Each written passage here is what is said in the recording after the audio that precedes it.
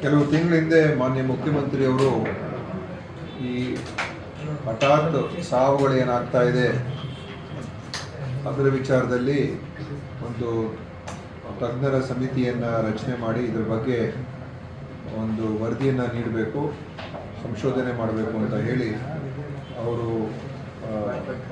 ಆದೇಶ ಮಾಡಿದರು.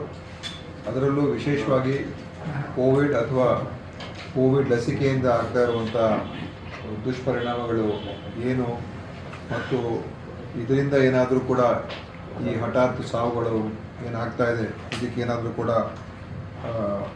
ಒಂದು ಸಂಬಂಧ ಇದೆಯಾ ಮತ್ತು ಇದರ ಬಗ್ಗೆ ವಿಚಾರಣೆ ಮಾಡಿ ಮತ್ತು ಮುನ್ನೆಚ್ಚರಿಕೆ ಕ್ರಮಗಳಿಗೆ ಮುಂದೆ ಏನು ತಗೊಳ್ಬೇಕು ಅದರ ಬಗ್ಗೆ ಎಲ್ಲ ಅವರು ಒಂದು ವರದಿಯನ್ನು ನೀಡಬೇಕು ಅಂತ ಮುಖ್ಯ ಕಾರ್ಯದರ್ಶಿಯವರಿಗೆ ಪತ್ರ ಬರೆದಿದ್ದರು. ಕಾರ್ಯದರ್ಶಿಯವರು ಕೂಡ ಈ ಒಂದು ಸಮಿತಿಯನ್ನು ಮುಖ್ಯ ಕಾರ್ಯದರ್ಶಿಯವರು ಸಮಿತಿಯನ್ನು ರಚನೆ ಮಾಡಿ ಡಾಕ್ಟರ್ ರವೀಂದ್ರನಾಥ್ ನಮ್ಮ ಜಯದೇವ ಸಂಸ್ಥೆಯ ನಿರ್ದೇಶಕರು ಅವರ ಅಧ್ಯಕ್ಷತೆಯಲ್ಲಿ ಅನೇಕ ಅದರಲ್ಲಿರ್ತಕ್ಕಂಥ ಎಕ್ಸ್ಪರ್ಟ್ಸನ್ನು ಆ ಸಮಿತಿಯಲ್ಲಿ ಸೇರಿಸಿ ಅದನ್ನು ಅವರು ಒಂದು ಸಂಶೋಧನೆ ಮಾಡಿದ್ದಾರೆ. ಆ ವಿಷಯದ ಬಗ್ಗೆ ಯಾವ ರೀತಿ ಮಾಡಿದ್ರು, ಹೇಗೆ ಮಾಡಿದ್ರು ಅಂತ ನಮ್ಮ ಡಾಕ್ಟರ್ ರವೀಂದ್ರನಾಥ್ ಅವರೇ ನಿಮಗೆ ತಿಳಿಸ್ತಾರೆ. ಆಮೇಲೆ ನಾನು ಮಾತಾಡೋದು ನಂತರ. ಆದರೆ ಅವರು ವಿಶ್ವ ಮಟ್ಟದಲ್ಲಿ ಏನೇನಾಗಿದೆ ಅದನ್ನು ಕೂಡ ನೋಡಿದ್ದಾರೆ ಮತ್ತು ಜಯದೇವದಲ್ಲಿ ಅವರಲ್ಲಿ ಇದ್ದಂಥ ಏನು ಮೆಡಿಕಲ್ ರೆಕಾರ್ಡ್ಸ್ ಇದೆ ಕೋವಿಡಿನ ಪೂರ್ವದಲ್ಲಿ ಮತ್ತು ಕೋವಿಡಿನ ನಂತರದಲ್ಲಿ ಒಂದು ಟೈಮ್ ಫ್ರೇಮನ್ನು ತಗೊಂಡು ಅವರು ಅದನ್ನು ನೋಡಿ ಕಂಪ್ಯಾರಿಸನ್ ಹೋಲಿಕೆಯನ್ನು ಮಾಡಿದ್ದಾರೆ. ಸೊ ಆ ಆಧಾರದ ಮೇಲೆ ಇವತ್ತು ಅವರು ನಮಗೆ ಈ ವರದಿಯನ್ನು ಕೊಟ್ಟಿದ್ದಾರೆ.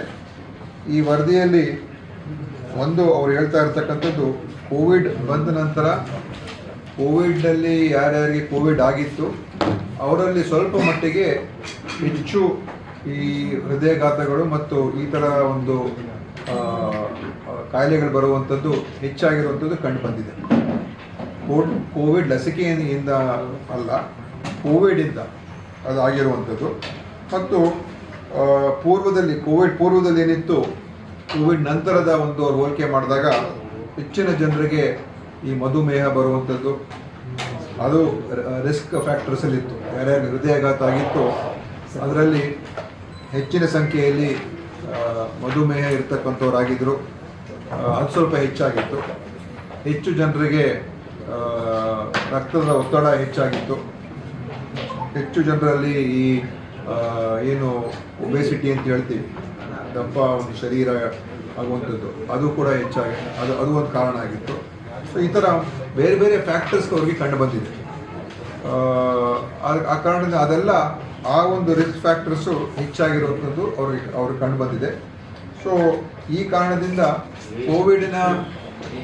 ಕೋವಿಡಿನ ಪರಿಣಾಮ ಅದು ಖಂಡಿತವಾಗಿಯೂ ಸಾರ್ವಜನಿಕರ ಮೇಲೆ ಆಗಿದೆ.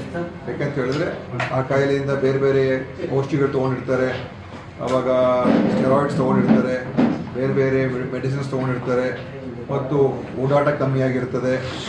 ಅದರಿಂದ ಓಡಾಟ ಕಮ್ಮಿ ಆದಾಗ ಶರೀರವು ಕೂಡ ಅವ್ರಿಗೆ ಒಂದು ದೇಹದ ಚಟುವಟಿಕೆ ಇಲ್ಲದೆ ಇರೋದ್ರಿಂದ ದಪ್ಪ ಆಗಿರುವಂಥದ್ದು ಮತ್ತು ಈ ಬಿ ಪಿ ಶುಗರ್ ಎಲ್ಲ ಹೆಚ್ಚು ಬರುವಂಥದ್ದು ಕೂಡ ಅದು ಕಾರಣ ಆಗಿದೆ. ಮತ್ತು ಜಾಸ್ತಿ ಸಮಯ ಟಿ ವಿಗಳ ಮುಂದೆ ಅಥವಾ ಕಂಪ್ಯೂಟರ್ ಮುಂದೆ ಅಥವಾ ಫೋನ್ಗಳ ಮೇಲೆ ಹೆಚ್ಚಾಗಿರುವಂಥದ್ದು, ಆ ಸ್ಕ್ರೀನ್ ಟೈಮ್ ಅಂತ ಏನು ಹೇಳ್ತೀವಿ ಅದನ್ನು ಕೂಡ ಹೆಚ್ಚಾಗಿರುವಂಥದ್ದು. ಇದೆಲ್ಲ ಒಂದು ಕಾಂಬಿನೇಷನ್. ಈ ಕಾಂಬಿನೇಷನಲ್ಲಿ ಅವರಿಗೆ ಈ ಹೆಚ್ಚು ಹೃದಯಾಘಾತ ಆಗೋದಕ್ಕೆ ಮತ್ತು ಬೇರೆ ಬೇರೆ ಕೂಡ ಬರೋದಕ್ಕೆ ಸಾಧ್ಯ ಆಗಿರ್ಬೋದು ಅಂತ ಅದು ಒಂದು ಅಂತಾರಾಷ್ಟ್ರೀಯ ಮಟ್ಟದಲ್ಲೂ ಕೂಡ ಏನು ವರದಿಗಳು ಬಂದಿರುವಂಥದ್ದಾಗಿದೆ.